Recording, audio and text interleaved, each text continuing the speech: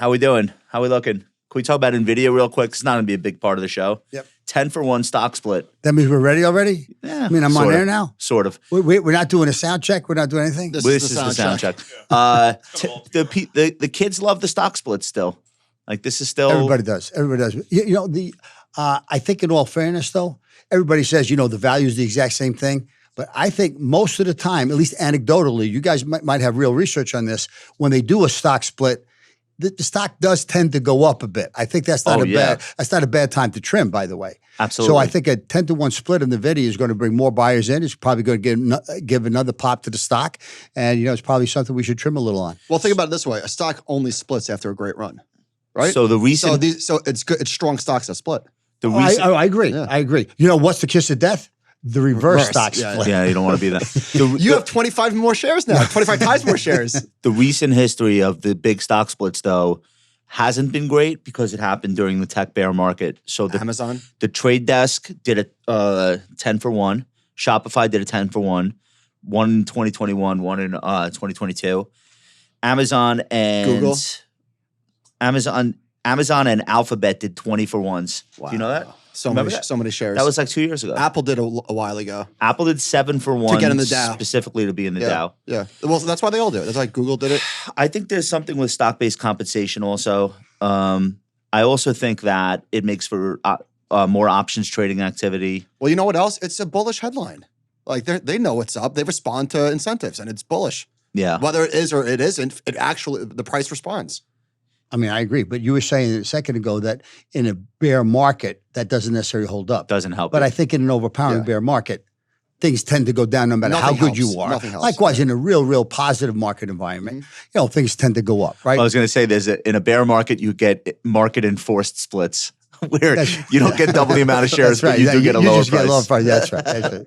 Your overall value is down. Do you think Nvidia is going to go down in history as one of the greatest stocks of all time? Just given, like, this is a stock that's up like 6,000 or 7,000% in less than 10 years, and not just that, but the size of it. This is not like a small cap or I mean, this is 2.7 trillions of dollars. 2.7, ish. So number one, it is already one of the greatest stocks of all time. But you said, Josh, you had said go down in history. So 30, 40 years from now, whether or not it's still one of the greatest stocks in history, I think a lot of that's going to depend on the next 5 or 10 years and what they actually do with AI. Yeah. And then they got to continue to have the type of leadership, though, that is never becomes complacent. And I think that becomes the kiss of death in some great companies over time. GE, they're still fine, but they're not doing what they used to do because they become conservative, they become a little bit complacent. It's kind of like they have the attitude, that's not the way we do it here. It killed them. Right? That's bad in athletics, it's bad in the business world. And they lose their founder eventually. And so Nvidia still has their founder. Yes. Like he's Yeah. But now part of that though has got to be they've got to be well prepared that whenever that happens, succession planning is You important. can get hit. It's critical. Yeah. It's critical. You got to bring in the right person. The thing with Nvidia is everybody is gunning for that market now, and there's no way they'll keep it all to themselves.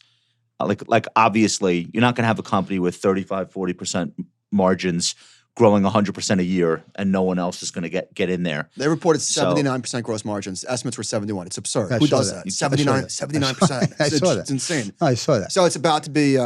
It's about to pass Apple in market cap. It's hard to believe. Yeah. Well, number one's Microsoft, right? Then number two's Apple. Yeah. Number three is now Nvidia. It's going to be number two is going to be Nvidia. 60 analysts cover the stock. 7 holds, 7 neutrals, 40-something buys, no sells. How about this? So you guys are geniuses. So what's the difference between a hold and a neutral? I just want to educate me. None. I heard somebody say something funny today. I was down at the exchange. Somebody said, "Man, I wish I owned that stock so I could sell it." Yogi Berra used to say that. That's good. So Nvidia has it's got a almost $1 trillion lead over Amazon in market cap. That sounds nuts, does it not?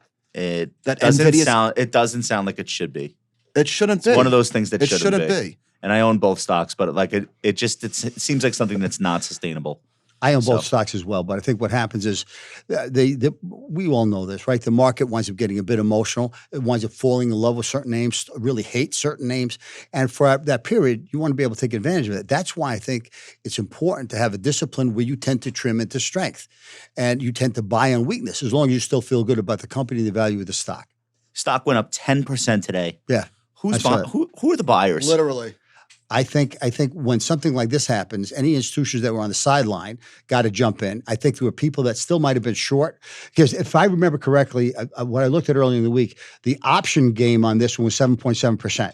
So you looked Not at it, bad. 7.7% up, 7.7% down. And I can see some people betting that by going short the stock at the level that it was. So you're going to have some people coming in and covering the shorts. You're going to have some people that were on the sideline. Oh my God, I better jump in because now I'm going to miss it. I said I was going to buy it at 800. Now it's over 1,000. I agree with I you. got to jump in at some I think point. that's like career risk driven panic buying. If you're a large cap growth manager, you don't own Nvidia. What are you doing? What are you telling your investors? Right. Again, I think panic buying is a big reason why a stock could pop 10%. So last thing before we start the show, actually. So we haven't started the show yet? This is from Goldman. So 12 million shares traded last night in after hours, and another 700,000 shares this morning. That is serious It's buying. $1,000 stock. 12 million Yeah. shares. That's a lot.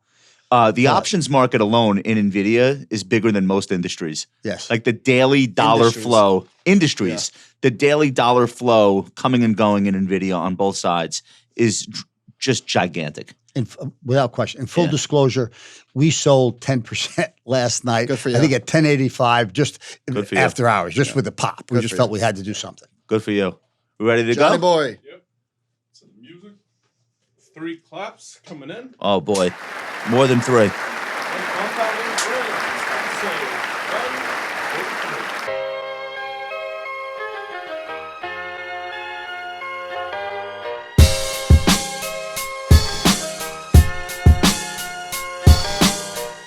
Today's show is brought to you by Global X. Since 2008, Global X ETFs has been committed to empowering investors with unexplored and intelligent solutions. Global X specializes in ETFs that track emerging trends like the rise of artificial intelligence, as well as strategies aimed to generate high-income potential. Visit globalxetfs.com to explore a lineup of more than 90 ETFs, along with insights to help you navigate a dynamic investing landscape.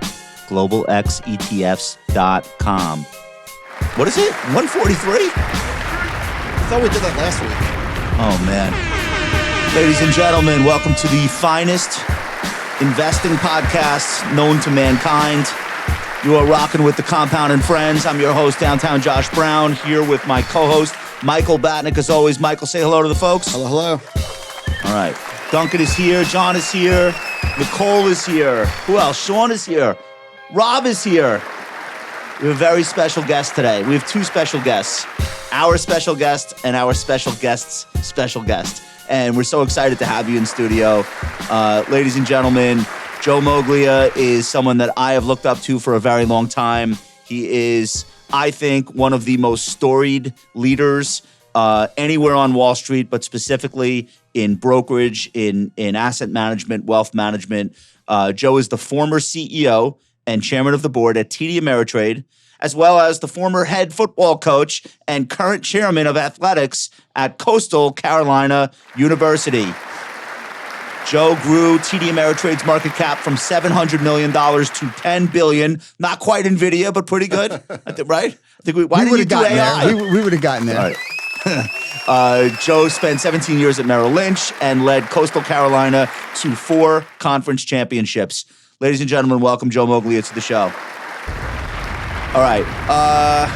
I want to start with your story. Your story's amazing. We don't have to do like the whole biography, but I want to give people who haven't heard of you enough so that they understand how you've done what you've done with your career and where you're coming from. I think it starts with football first, then Merrill Lynch, then Ameritrade, and then back to football. But give us like the Cliff's Notes version. I grew up in the diamond machine section in New York City, gang area, immigrant parents. 2 of my Which best gang were friends you in? The Tiny Tots. Okay. Okay, 2 of my very best friends I was with every day in grammar school. Why, do you know them? You know, are you familiar with? They rejected me. The 2 of my very best friends in grammar school got killed in high school. One died of a drug overdose. One was killed by the police robbing a liquor store. if I had not been playing high school football, I would have been with him. My goal Right. was to play football, baseball in college, and my girlfriend got pregnant. So I had to give up sports, and I began as a freshman at Fordham University in the Bronx.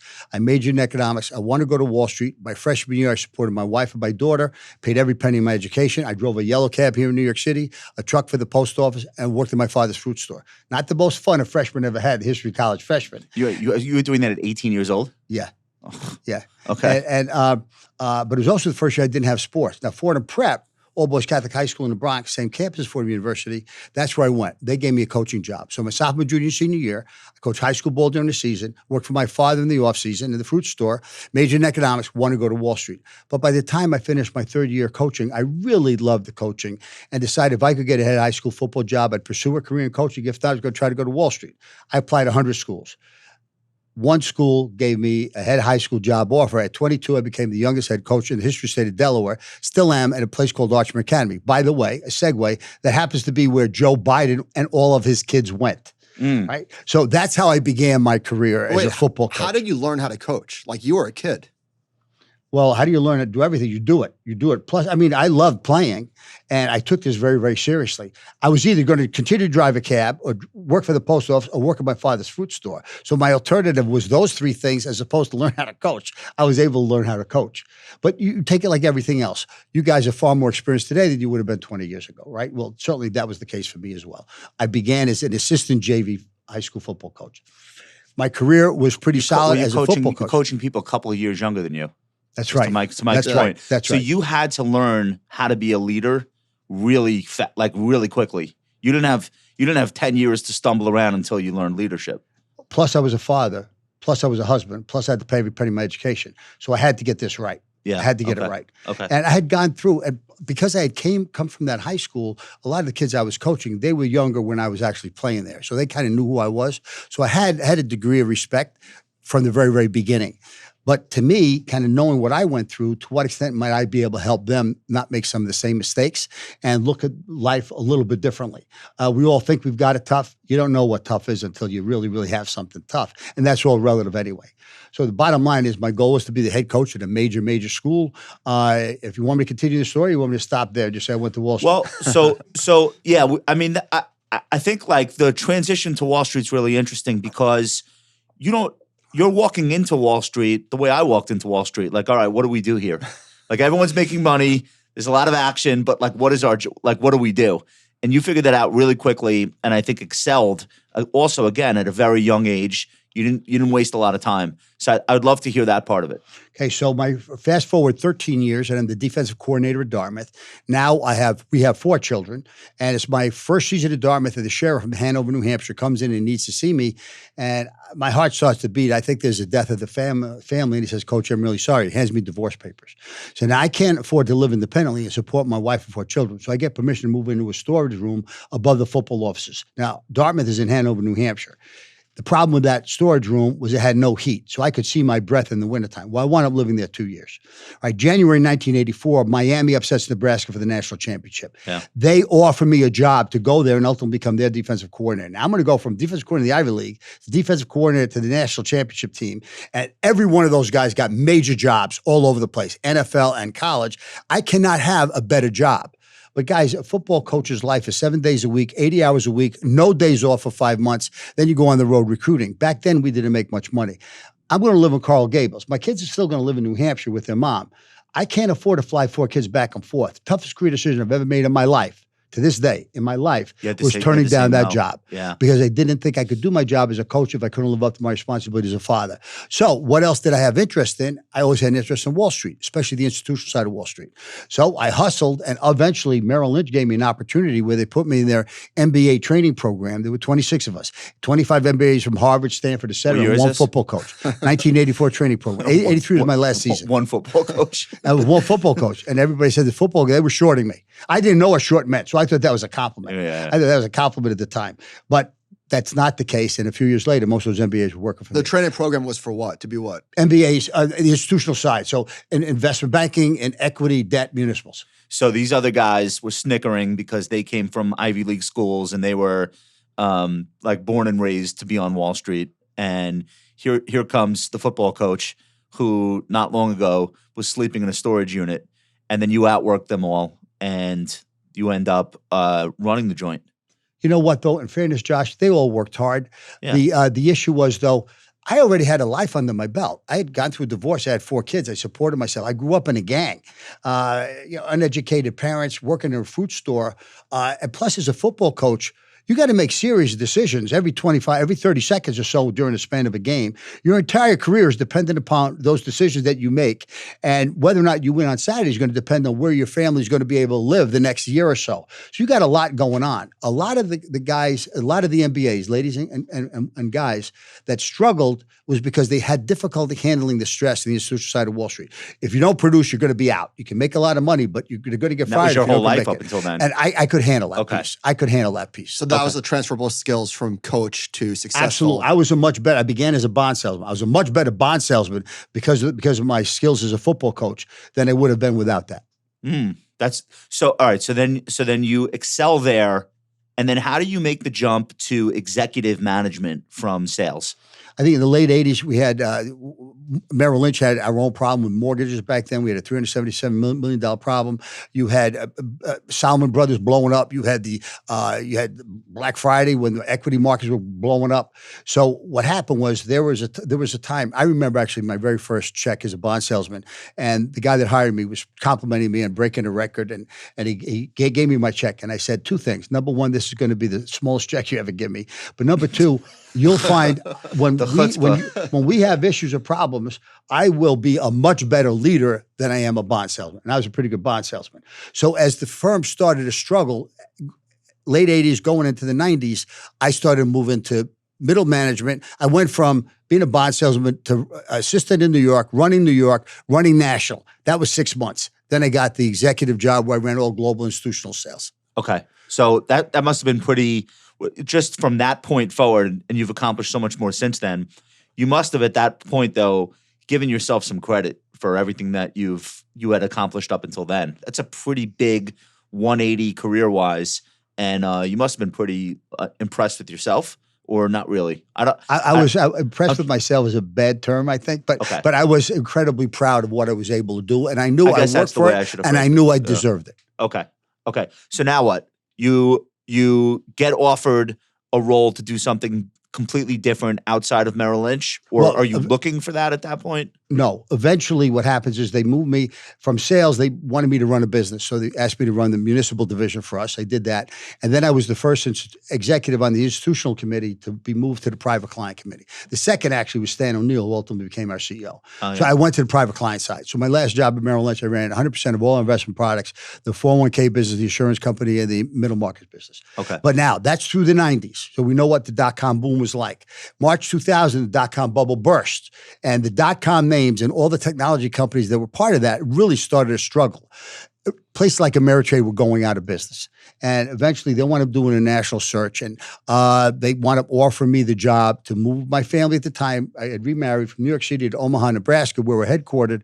And, a time in my life where I was probably one of our top 10 or 15 executives out of 47,000 people in the world, I took the shot. I wound up going from a firm that was known as a global Merrill powerhouse to a firm that everybody anticipated was going out of business. Because Ameritrade at this time is looked at like a .com, like E-Trade, and I guess DLJ Direct was part of DLJ, so maybe that's not a good example.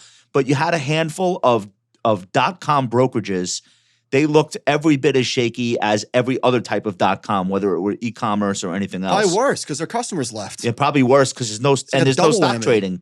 People were just unengaged with the market after the blow up. Well, one of the mistakes that Ameritrade made, they really wanted, because you got paid by your trades, along with payment for order flow. So you wanted to get as many trades as you could get done. So we started to cater, before I got there, we started to cater to the day trader. So day traders, which is not a bad topic to come up in today's world, but during the 90s, if you were a day trader, even if you went home flat, for 4 years, the market did nothing but go up. So day traders did very, very, very, very well through that period. When do day traders not do well? When the market's going the other way. So March 2000, the bubble burst. March 2003, that recession winds up going to an end. There were around 900,000 day traders in the United States in around 1999. By the end of 2003, there were about 20,000. They went broke. They went out of business. Yeah. And one of the things I realized when I got to Ameritrade, the very, What very year was beginning- that?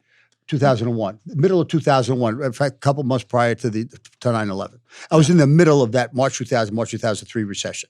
And so one of the things I realized was that we really weren't a financial service company. We were a technology company and a financial service wrapper. Just realizing that. I don't know anything about technology. I don't know that much about online brokerage, but I do know something about business, and I do know something about what matters, et cetera, et cetera. And I know who you need to have in the right spots to be able to get the job done. So we transitioned out of that, and we focused, and we found out our core competencies were transaction processing. So we are in financial services. So what transaction processing does what? Buy and sell stocks. So we were in 7 countries. We got out of all of them. We were in multiple products. We got out of all that. We got out of the day trading business, and we took half our savings and we offset it against our losses. We had lost money 25 years in a row. And we took the other half and we reinvested it back into being able to buy and sell stocks as best we possibly can. Did you have the board's acquiescence to that strategy? Because I remember a time when stocks like Ameritrade lived and died by darts. Yes. Daily average Yes. revenue trade. This was would that come out every month? Yes. So your stock would go up and down Yes. based on how many trades were placed. And you saw that was a dead end. Well, after 3 years in a row of the stock going down, all we're doing was losing money. So Yeah. the stock was, 2 months after I got there, stock was trading at 3. Yeah. Again, the market cap was I probably remember. lower than $700 million. And so my pitch, they brought me in because we were going out of business. So they were looking for my thought process with regard to this. And all along, I said, here's what we're doing, here's why we're doing it. And then my presentation was something that they welcomed. There was death to stay the way they were staying. And we drastically were changing things. And the board welcomed me. Why did you agree to dive into that dumpster fire? I think there were 2 reasons. I said, first, Joe Ricketts was the founder, and one of the 2 things that he did well, I thought he invested a lot of money in technology. And the other thing he did well, he invested a lot of money into marketing. So back in the 90s, people heard of Ameritrade. They were on the commercials. People knew who they were. So they kind of had a reputation. They were the 2 reasons initially why I looked at it. But the other reason why, I was halfway through this recession. There should have been tremendous consolidation. Tremendous. There were 200 firms in the beginning when I got there that had online brokerage presence. By the end of 2003, there were about 20 that had online brokerage presence. So you thought you could win? I thought if we could, I knew we could fix our stuff. I knew we could figure that out. That's kind of what I've always done. But then if we figured our stuff out, there was still an incredible opportunity to consolidate the industry. Nobody had done that. Schwab, I think, should have done that. But they were trying to be Merrill Lynch. So we began the consolidation of the industry. So once we got our act together, we started to consolidate the entire industry to the point 2-3 years later, we were number 1 in the world of what we did. And by the time we got to 2008, that includes the financial crisis. Yeah, our shareholders had a 500% return, including the financial crisis. We outperformed every financial firm in the globe back then. So Joe, I have a chapter in my first book talking about the marketing that the online brokers were doing in the late 90s. And I don't disparage that because that was the moment that was the zeitgeist. But Jackie Chan throwing a laptop up in the air, beating up 2 assailants, and then kicking the trade into his laptop. Phil Jackson sitting in the back of the limo. My next big trade is, and it's a f***ing internet stock. Anna Kournikova giving stock tips on the tennis court. Shaquille O'Neal. Again, that was the moment. Everyone was doing it. But what I found funny was right around 2001, maybe you had something to do with this, the messaging and the marketing could not have been more starkly different. You had the guy from Law & Order. Was it Sam Waterston? Yeah, he was our guy. Okay. So Yeah. the guy from Law & Order said, investing is serious business. Oh, we're not kicking trades in on the laptop anymore? No more kung fu? So look, that was also the zeitgeist in 2001. I remember the Super Bowl commercial with the E-Trade with the chimpanzee monkeys, the monkey on the horse. Yeah. And it's like going through Death Valley. All the .com companies were broken down. So you kind of had to pivot, not just the business model, but the mentality that you're trying to engender with the existing clients who didn't blow up. It's like, okay, you guys are still here, still investing, still trading. Now we're taking this stuff seriously. That seems like it was an important moment for the industry where it went from online casino to, oh, actually, we can help you help yourself here. It was a critical moment, certainly for us. In fact, our mission back then was to, everybody's got a mission. We want to be the firm of choice, blah, blah, blah, blah. Everybody says the same thing. Our mission was wanted to bring financial literacy to every family in this country. That was what our mission was. But that's also when we looked at what we were good at. We were good at buying and selling stock. We weren't good at all these other things. So remember, I didn't have an online background. I didn't have a technology background, but I do know something about running a business. I didn't care the way we were advertising, but our marketing people were proud of that because we got a couple of awards. I didn't care how many awards we were getting for marketing. How many customers? I cared about what our profitability is, right? So with regard to that, it was the shift was after about 3 months was, okay, we're going to focus on transaction processing. We're tripling our investment in that, and we're eliminating everything else. Okay. And our clients are going to be, 3 priorities. Our clients, our shareholders, you got to make some money, otherwise you're not going to stay in business. And I recognize that, for me, it's also about your people, and we're going to deliver value to each of those constituents through our employees. That was it. Nothing else mattered. Okay. So let's fast forward a little bit. My first professional involvement with TD was on the RIA custody side. And I have to tell you, I love my current custodians, but TD was incredible to us. I joined a firm where that was the custodian. I started a new firm with Barry, and we asked TD to be we had nothing. And they said, yes, we'll work with you and we'll support you. And they went above and beyond. And I think even to this day, if you ask RIAs who have been around for a while, you bring up TD, they will tell you how much they love the people, how much they loved working with TD. So I don't know how much of that comes from you. I'm sure a lot of it. And people probably still tell you that to this day. Whose idea was it for TD to go whole hog into RIA custody? Because it strikes me as that created a ton of value for you guys. What year was that for you? 11? I would say 10, 11. Okay. So when I got there, we had minimal assets in the RIA space. Yeah. And we didn't think they were important because they weren't doing day trading. Right. So but I thought, again, I came from Merrill Lynch. So gathering assets was a big deal to me. Plus, I thought, allow the customers, don't dictate to the customers whether they should be online or have an FC. Allow them to make a choice. So we know we got people that are willing to do online business with us, but we knew they had money elsewhere. So suppose they had the opportunity to get more of their assets to us, and we needed to be able to provide them with another solution. That was the financial advisors. So, and again, having come from Merrill Lynch, I had tremendous respect for them. In fact, I've shared this with you guys in the past. I am a partner and a chairman in a wealth management company called Capital Wealth Advisors in Naples, Florida. They told me for several years now. They told me right from the beginning was they loved their experience with TD Ameritrade. Well, they never competed with us. That was the other thing. No, they did. Well, they didn't. You mean TD Ameritrade? TD Ameritrade. No, we didn't need to because we didn't look at it that way. Remember the way it's been set up is like if you're running they have the same people running. Sorry, they have different people running the separate channels. So if I'm running this channel, I don't want anybody taking anything away from me. I said focus on the client. Right. Let the client tell us what they want to do. So we were the client. Yes. And you guys weren't calling our clients to compete with us. No. We were allowing your clients to do what they wanted. And if one of your, hopefully you would think this way anyway, if one of your clients want to do some online trading, well, let them do that. Why don't you open up an account with TD Ameritrade? Yeah. And so that's what we did. Now, I was struggling to make sure that we maintain that, meaning I wanted to focus on the RIA business. Part of the reason why we did the deal, when Ameritrade bought TD Waterhouse from TD Group, and part of that deal was we took on the TD name. We were never their wholly owned subsidiary, but they did become our largest shareholder. They owned 39% of us. They were it was Fidelity, it was Schwab and Fidelity and TD Waterhouse that were the 3 big players back then in the RIA space. By definition, by doing that deal, we immediately became a player in the RIA space and became number three in the space. That's part of the reason why I wanted to do the deal. A lot of other reasons as well. So for me, it made us whole. It made us whole. And eventually we began when I showed up at $24 billion. When we did the deal with Schwab, we had $1.7 trillion in assets. Yeah. Well, I was going to say, the other thing is you guys were scrappy. You would work with firms that were in an earlier stage in their development.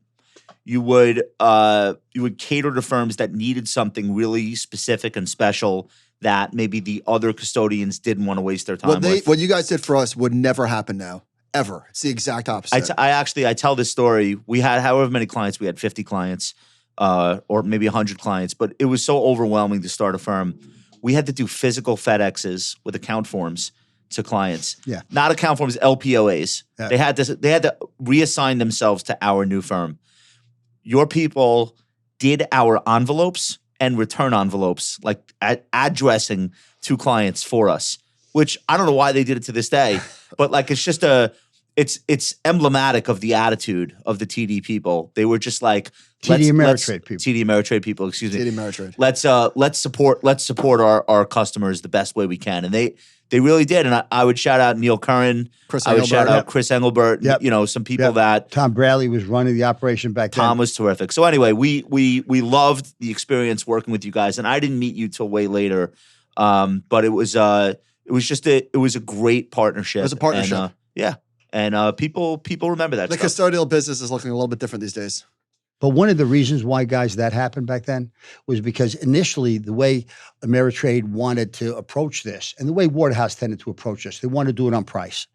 And first of all, it's not like you guys get charged that much money to begin with. Yeah. So we said, okay, how are we going to differentiate ourselves from what Waterhouse was doing or what Fidelity is doing or what Schwab is doing? We got to do it on service. We got to be able to do it on service. So let's do everything that our RIAs need to be able to help them do their job better. So as a bond salesman growing up, covering large portfolio managers in the fixed income world, it was like, could I learn their job well enough that I could almost do their job so they'd get bigger bonuses at the end? So if I could do their job almost for them, they're going to give me more than my share of business. You also had That's the way we approach it. You also had leading edge tech. You had VEO, which is the Yes. advisor interface Yes. to see their iRebal. client accounts, and iRebal, which lives still to this day. And Schwab integrated TD. Everybody wanted them to keep iRebal, Right. and they did. By the way, Right, another so- smart thing that you guys did was you saw our growth trajectory, that we were growing like weeds, and you gave us a dedicated service team before we were ready for it asset-wise, because you knew that we were going to get there in a hurry. Yeah. Yes, no, that you guys deserve the credit for that. But having said that, the RIA channel was growing like crazy. It still is, if I'm not mistaken. Yeah. Right? The RIA, how many people want to stay and get 85% of the cost of effect taken out, even though they're getting 45, 50% by being at Morgan Stanley or being at, Payne Webber, wherever they might be. So it really was a matter of, it was a fast growing channel. It wasn't the most profitable, but to me, it was the right answer for our direct clients because they all have money where they're going to need help from somebody else. So fast forward to the deal. So it's 2018, 2019. You guys have probably been approached a number of times to be acquired or be merged with somebody or something. For whatever reason, you decide, okay, this is the time. And it so happens to coincide with the onset of commission-free trading becoming industry standard.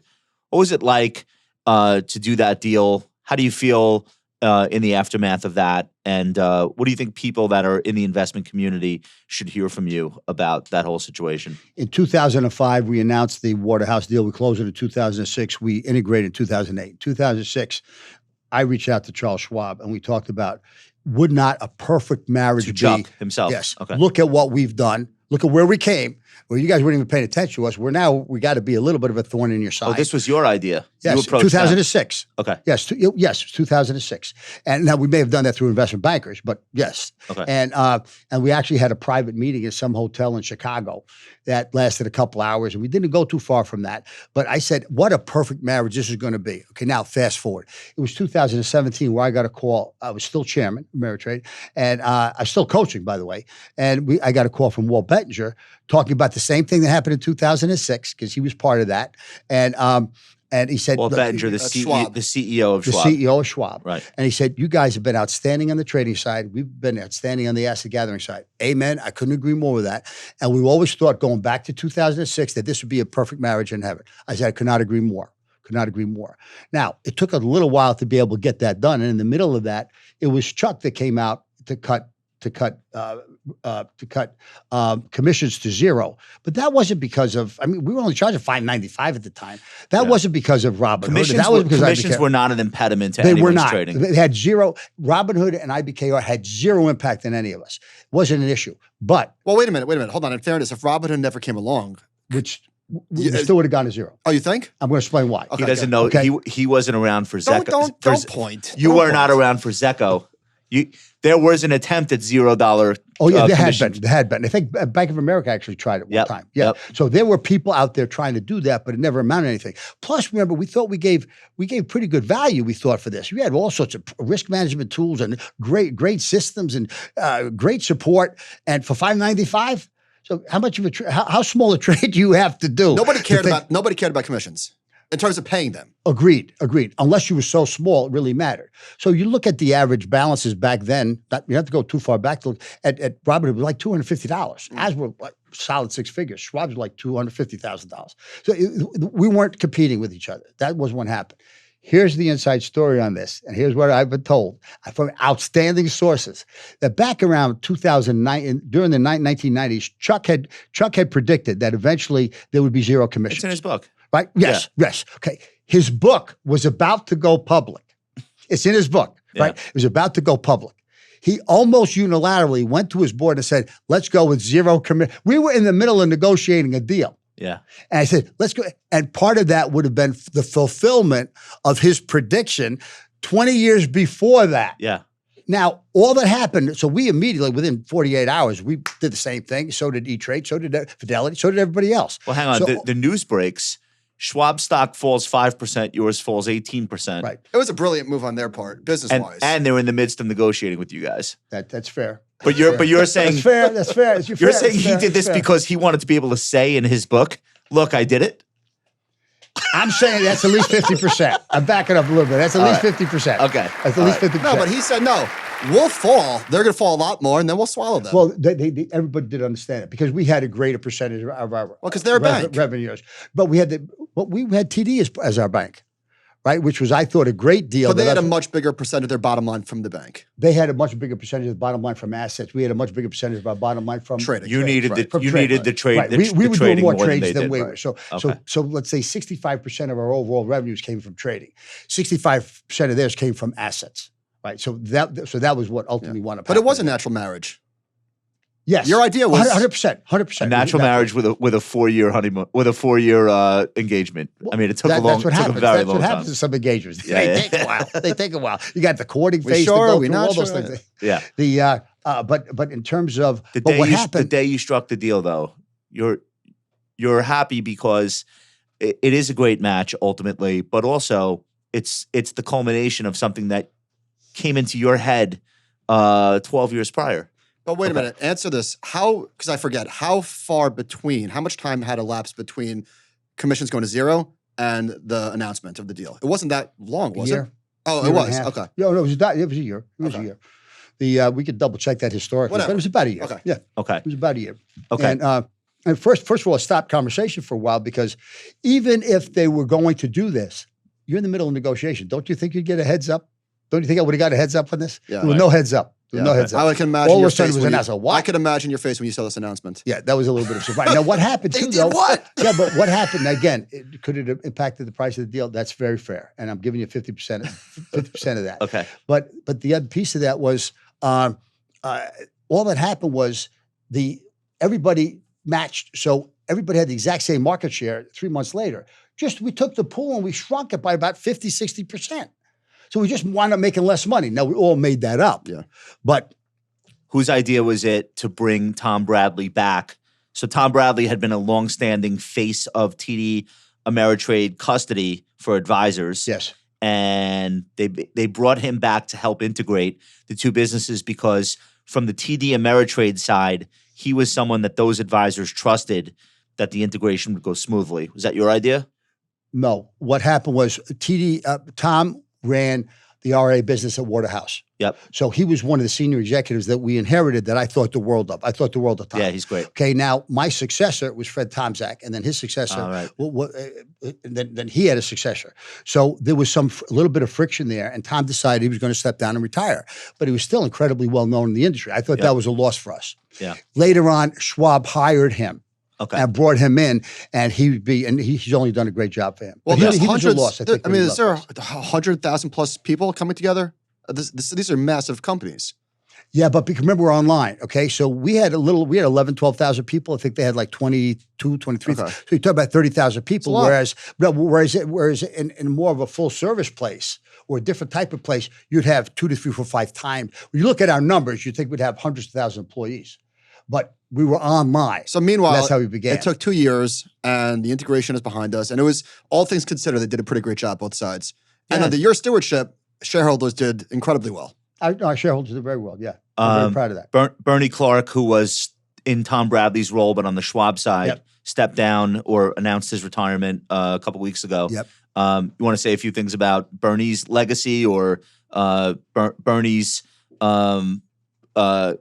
capabilities in this industry? No, because I would love to. Yeah. I think you go back, Bernie's been in that position a long, long time, and you look at— is it 20 years-ish? Long, long time. So Yeah. that goes back to around the time that shortly after I joined Ameritrade.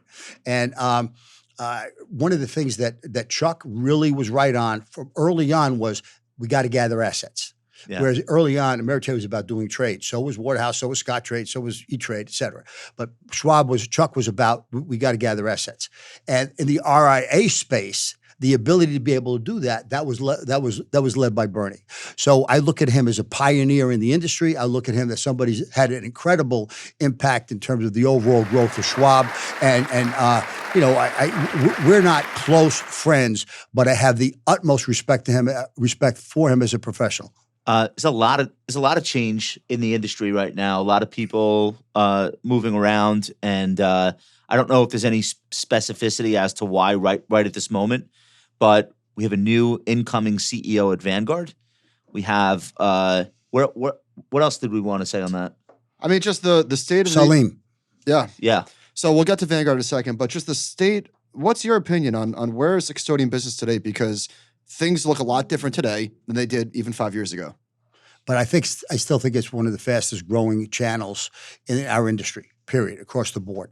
And I still think there's going to be, kind of the runaway broker, right? The person that's no longer happy being at one of the major wirehouses or being someplace else. And they recognize over time the value, frankly, going into an RAA, like you guys are, and having somebody else handle a lot of these problems that they would have had to handle themselves, or they would have had a major Morgan Stanley take care of it for them, but they're going to make much less money. So there is less hassle, and there's a potential to make more money by still moving into the RIA space. So I still think it's a significant growth business as far as the wealth management. It's not as goes. good of a business though for the custodians at this moment, because it's great that commission-free trading is now the standard, but they still have to make money. The custodians still need a reason for why they're doing all this work on behalf of our clients, and I don't think that they necessarily are thrilled with the status quo. Well, money markets are killing them, obviously. Well, killing is strong, but you know what I mean. It's hurting people margins. People are being more deliberate about not leaving cash balances and 0% yielding. So I think it's still a tough time on the custody side. Let me ask you this. So in 10 years from now, do you think it's likely that I'll call it a duopoly that exists between Schwab and Fidelity? I don't know what market share they have. I'm making it up 90%. It's huge, yeah. Do you think that there's room? So Bank of, Pershing is way far behind, and Altruist is getting started. Is it going to look like this in 10 years, or is there room for a potential disruptor to actually come in and create change? Goldman Sachs is in the business now. If somebody else is going to be doing it, it's probably somebody that you're not necessarily thinking about now. And I would predict if somebody does it, it's going to be because they figure out a way to take advantage of AI to have a major impact on what their overall cost structure is. So even though they may charge the RIAs a similar amount of money, they're going to have more of that's going to drop to the bottom line, because they're going to be more productive, more efficient. So I'm making this up, but like a JP Morgan, for example, they're not in the business right now. Would something, and I'm not them specifically, but somebody like that, well, potentially? It's Goldman. Goldman is in the business. John Waldron This is not like they're not dipping a toe in the water. Well, fine, but they're in the business. Doesn't mean that they're going to be successful in the business. They've not been successful in a lot of businesses that they got into. I agree, but there are serious competitors. I guess a lot my of point is, I think that there's a lot of appetite for advisors for a legitimate third option. So my argument against that might be, I'm not disagreeing, but my argument against it would be, you can't. Fidelity's got what? how many trillions of 11? assets they have? Let's say 10. Right? 10. And Hypothetically. Schwab's got 8.5 or 8.7 something. That's 18, 19 trillion dollars. 25 basis points on 18 trillion dollars worth of assets is a lot of money, right? It's a lot of money. Right. Okay. Plus, if they're smart and they're not complacent and they're taking advantage of it, because right now with money market funds where they are, and where the very front end of the curve where it is, well, that's going to change over time too. So profitability is going to change there as well. But can you not figure out a way by really being thoughtful, really being creative, either figure out a way to get 50 basis points out of your expenses on $18 trillion, okay, that will have a major impact on your bottom line, or figure out a way to be able to charge 25, 35, 45 basis points. Be creative, be thoughtful, take advantage of AI. It looks like it's going to be some combination of finding those efficiencies via AI, to your point, using that channel of RIA custody to push more asset management, which, obviously Fidelity has a much bigger business there than Schwab. It's still a monster growth engine. You're right, though. Look, household fees are a thing.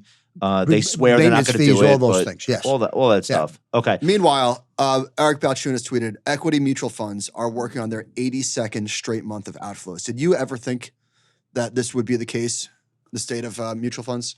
Not over the span of my earlier lifetime, but I know I was running products at Merrill Lynch when we got very much involved with ETFs in the very, very beginning.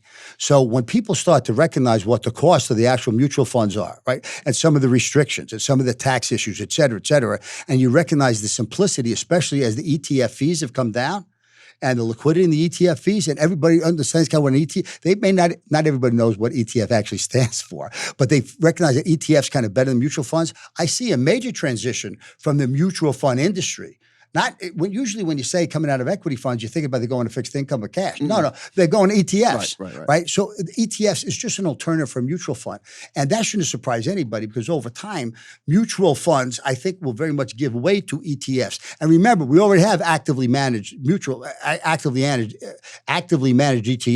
So the idea of a mutual fund that's actively managed versus one that's indexed versus an ETF that's actively managed, the ETFs are going to take over that business over time. In the last 2 weeks, there's been a wave of actively managed fund families filing with the SEC for ETF share classes of existing funds. Well, Vanguard's patent expired recently. So the wave is... So that's huge. Yeah. That's huge. So this is the wave. I wanted to ask... It's happening like crazy in the crypto world, right? Isn't the SEC supposed to make a decision today on Ethereum? Today, yeah. Right? Yeah. We just had the Bitcoin thing of a few months ago. So I wanted to ask you, did anyone at any point at TD Ameritrade say we should be creating ETFs or some sort of asset management product? Or was that like sort of verboten because you guys wanted to play the role of a provider and not an investor? Like, what was the thought process there? We kept looking at that. We kept talking about that. So one of the things we got involved, we had a product called the Amerivest,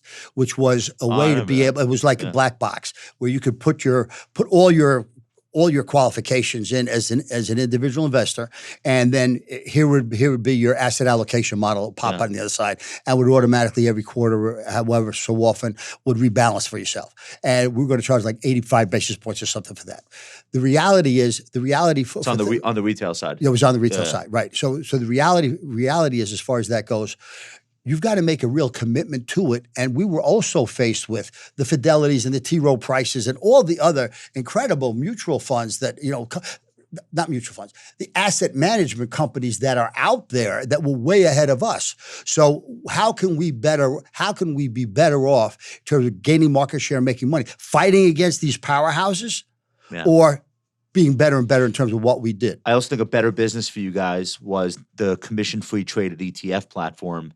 You had ETF companies, asset managers lined up to pay you to be on the platform so that advisors like us would have access to commission-free trades of those products. 100%. Yeah. We call it the ETF Command Center. Yeah. So that's how we did that. It's a great business. Yeah, it's a great business. And the advisors loved it, and advisors' clients loved it. I pined for the days of $5 commissions because they really didn't bother me at all. I shouldn't say the one. A silver lining of commission free, even if it's a lot of confusion about how custodians make money, the direct and custom indexing explosion that's taken place since 2019 But is pretty astonishing. also, that's true. Also, just SMA people who had SMAs, because we were trading, it was an asset-based pricing fee. And I think we were paying whatever, 22 basis points so that we don't have a trade ticket every time. And that's gone. That opened up the aperture to do a lot more things. Yeah. I can see that. I can definitely see that. I certainly see that. So let's talk about Vanguard and iShares for a second. So Vanguard's new CEO came from iShares. It's the first time in the history of the company that there's an outsider running it. I think Buckley was at Vanguard for 30 years. And there's a reason. Bogle. No, Buckley too. Yeah. Buckley started under Bogle, and he had been there for 3 decades. Right. So we made a chart of iShares and Vanguard. This is just the assets in ETFs. But the spread here, so what we're looking at is iShares in the light blue, Vanguard in the gray, Vanguard in the dark blue, and the gray is the spread, iShares less Vanguard. And iShares is taking over.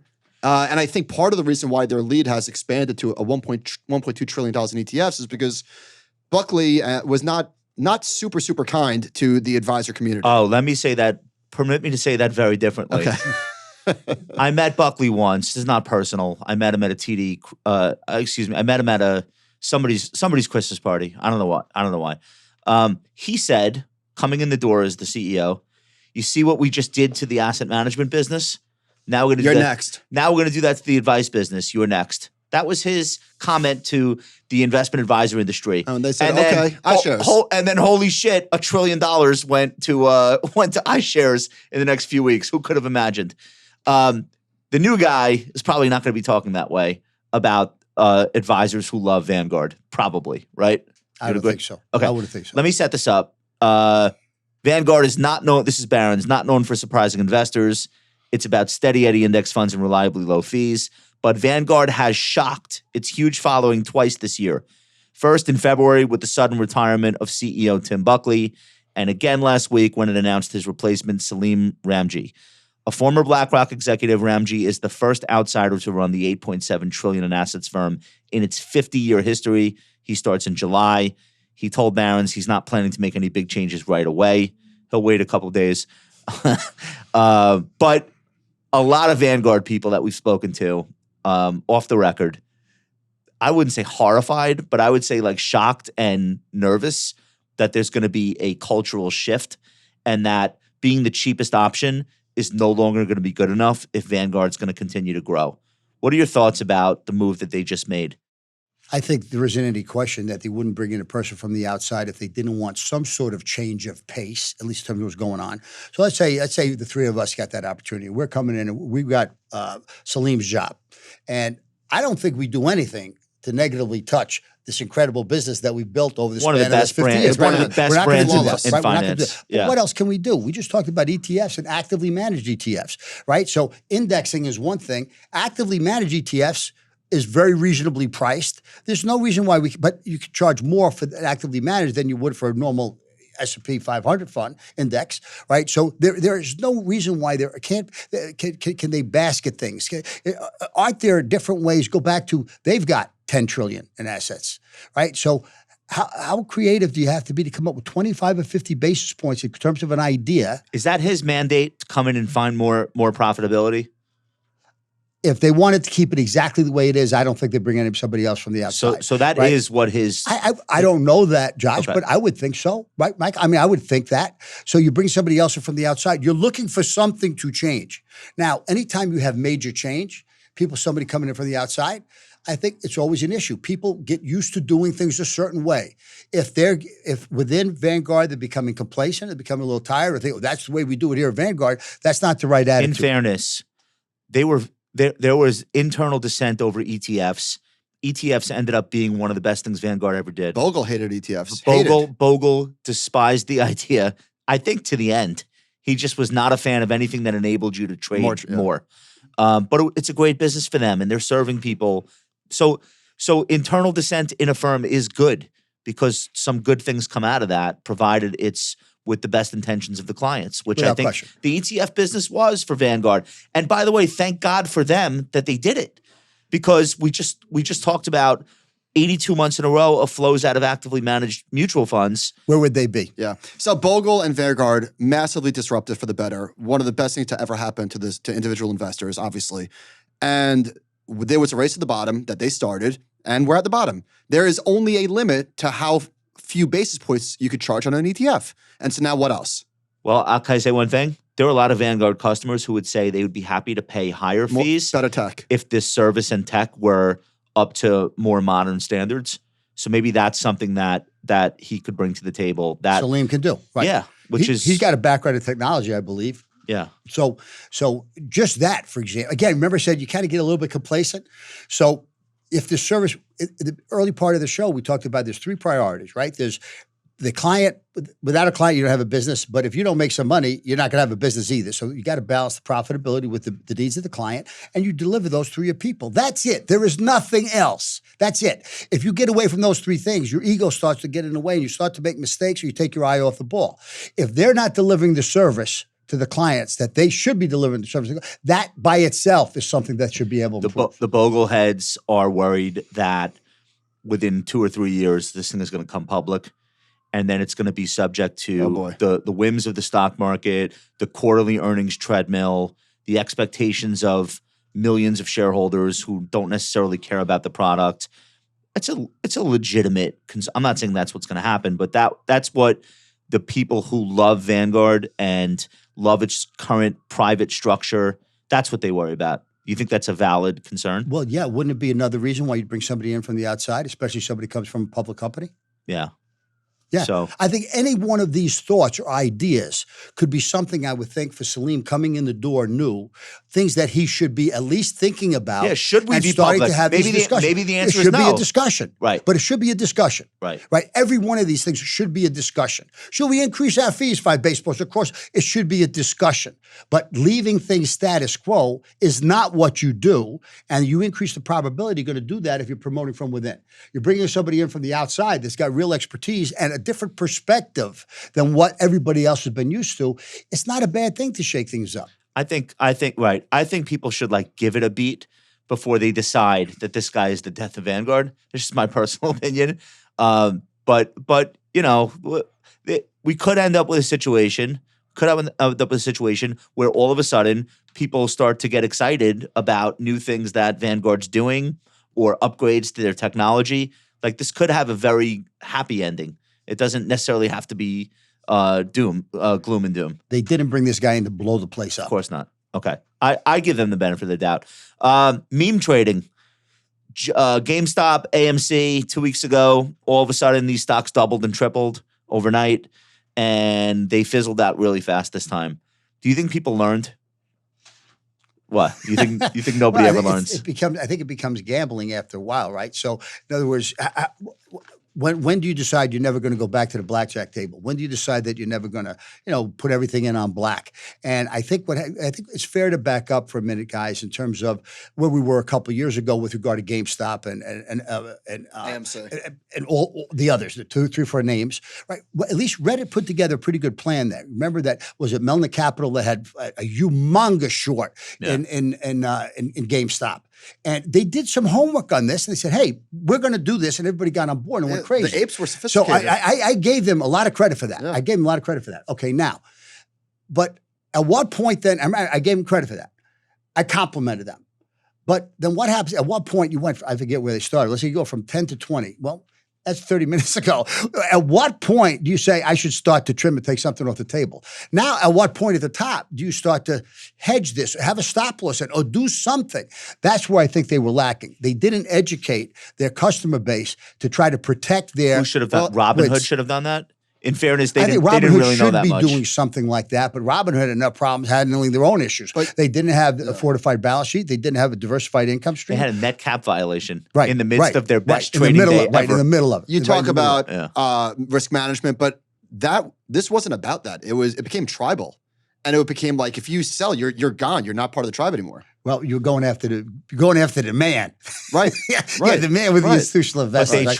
But they tried to stoke that again in the last 2 weeks, so very deliberately on Twitter, more so than Reddit, I think. They tried to wake that component of it up, like this is our revolution or whatever, and it fizzled in 2 days.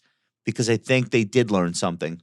They learned that like, oh, this doesn't like work forever, so I'm going to get out before these other maniacs, and that's why it fell apart so easily. When they did this a couple of years ago, whenever it was, they did have a plan.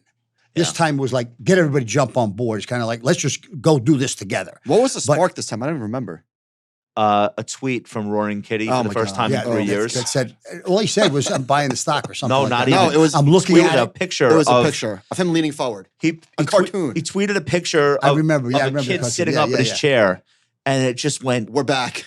But there was a lot of option volume leading up to that, so people were preparing for this. Somebody's getting pinched. I feel like the regulators are going to figure that out. I think the bottom line is, as long as in gambling, like I used to teach my players, even my family, it's entertainment, right? So as long as you're disciplined and you limit yourself at the amount of money you can lose, you know what? There's nothing wrong with that. It's entertainment.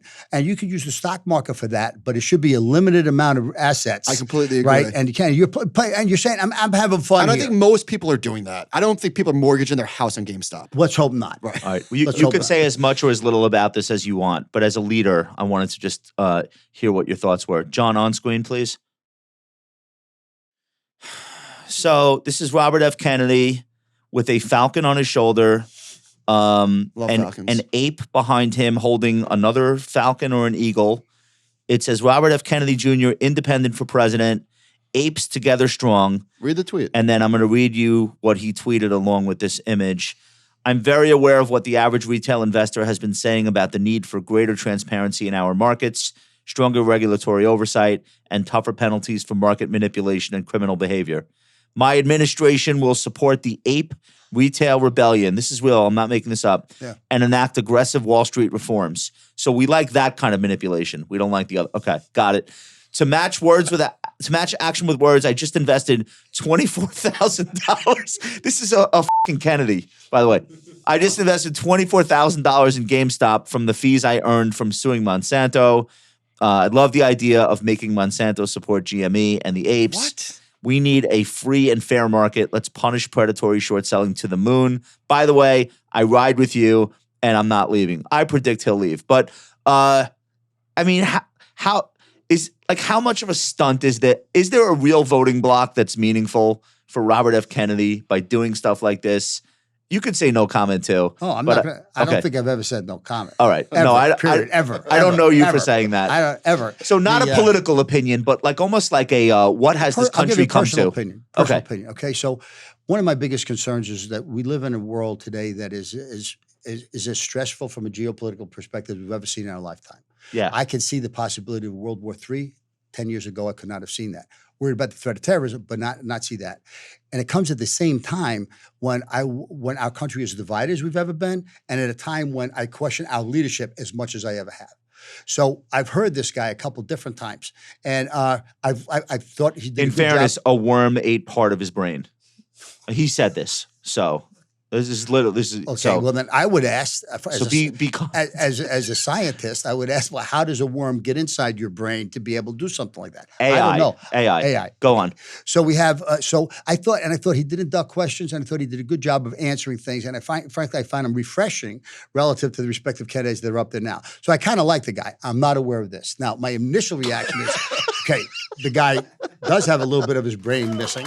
Yeah. From the person that I used to say, hey, I kind of like this guy. I literally kind of like this guy to like, I got to think about this a minute. But the only thing I think of right off the top of my head is he appealing to the millennials? Of course. That just like that he's going to get more votes because that's what he's doing. Right. Because that's what he's doing. But is that gross, or has every politician done some version of it? We just didn't have Twitter.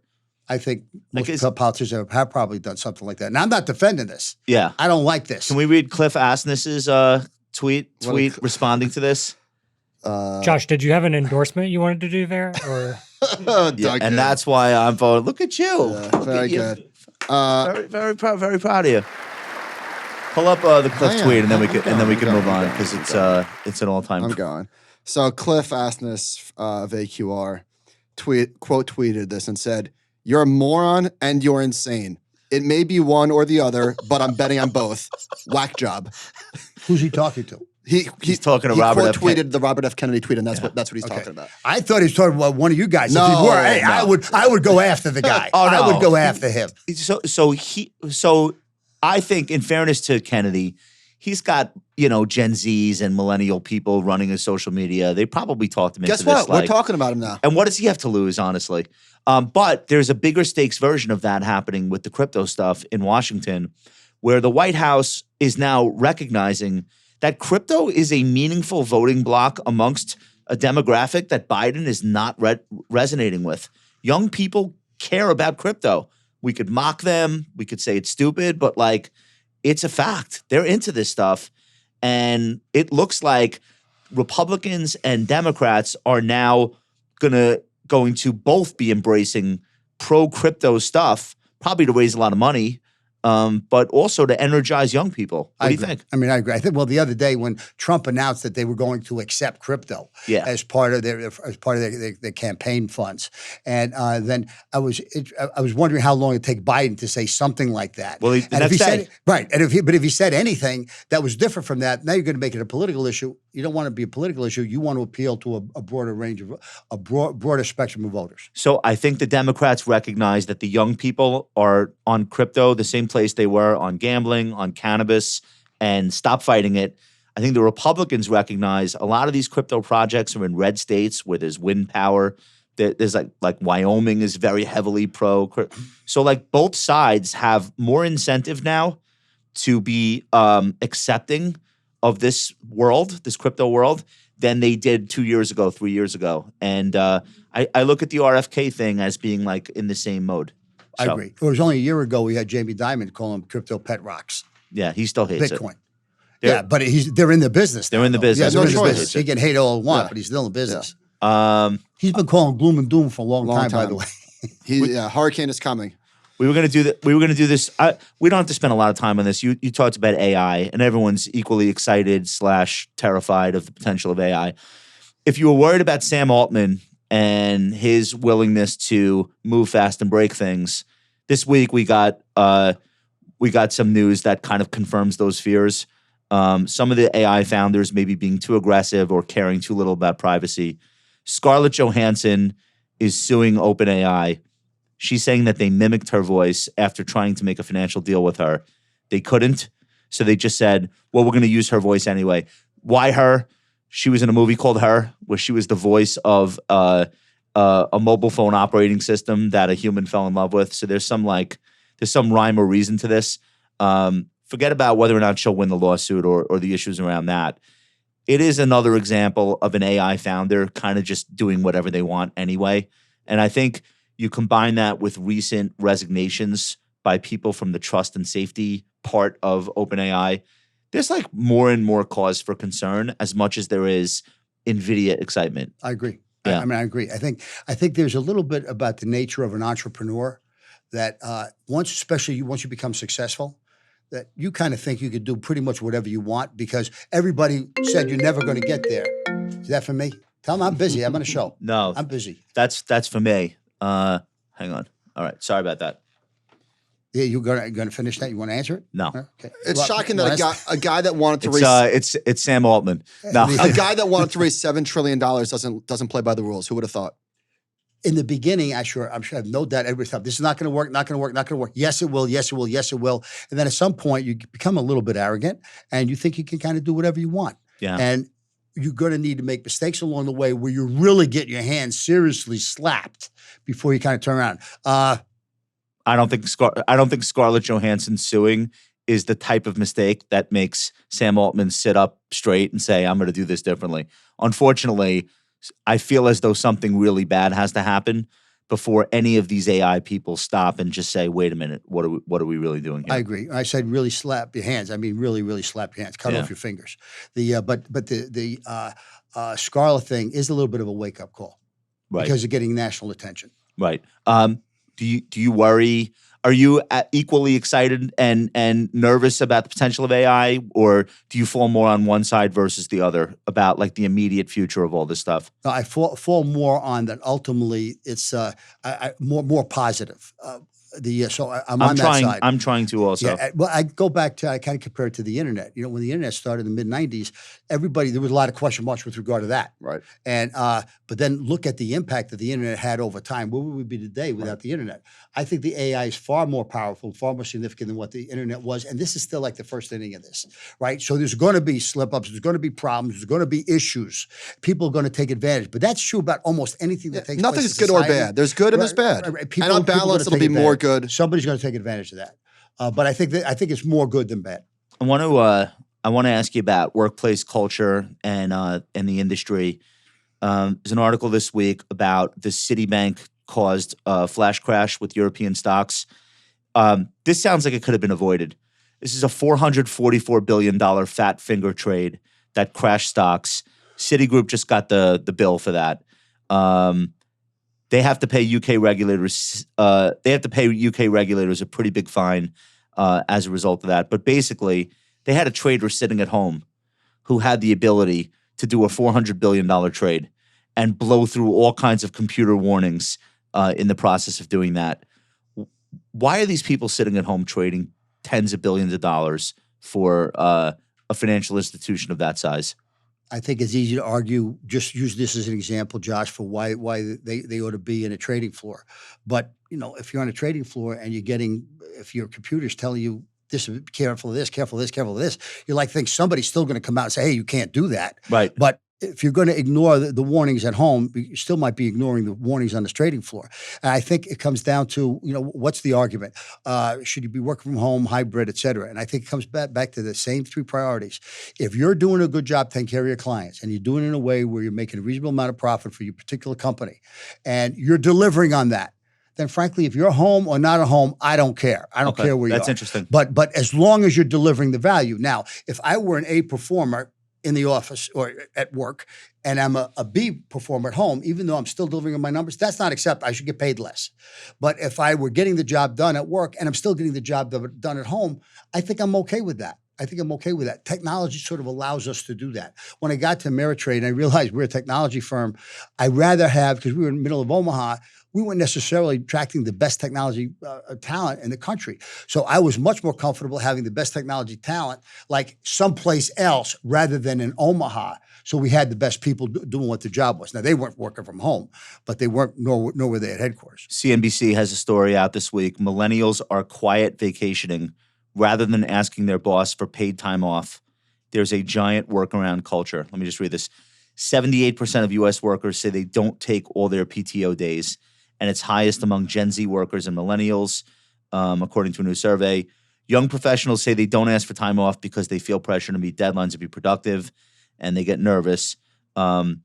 Nearly 4 in 10 say they've taken time off without communicating it to their manager.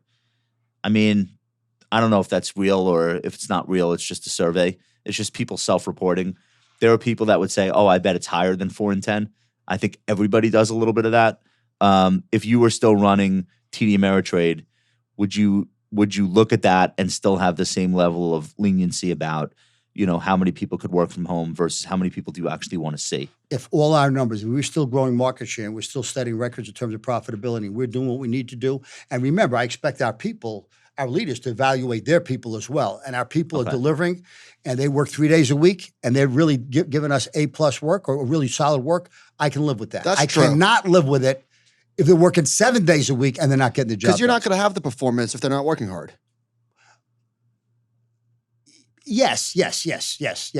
But Here's something. sometimes you get the job done just because you're better than some of your competition. You get away with it. But you can't do that forever you can't hide that forever. You can't reach your capacity. You can't reach your potential if you do that. Before we hopped on, we were talking about college sports. There's a big announcement today or yesterday. What's going on?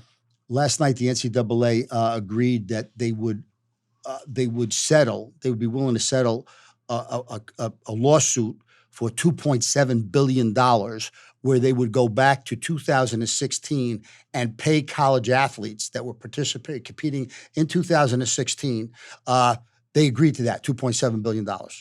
Now, the reason why they agreed to that, now there's a lot of details behind it, but the reason why they agreed to that is because if you go back and look at all the individual athletes from 2016 on and how much money that would cost, that potential number is $20 billion. So Power 5 conferences seem to be reluctantly agreeing to this because everybody's afraid of the $20 billion.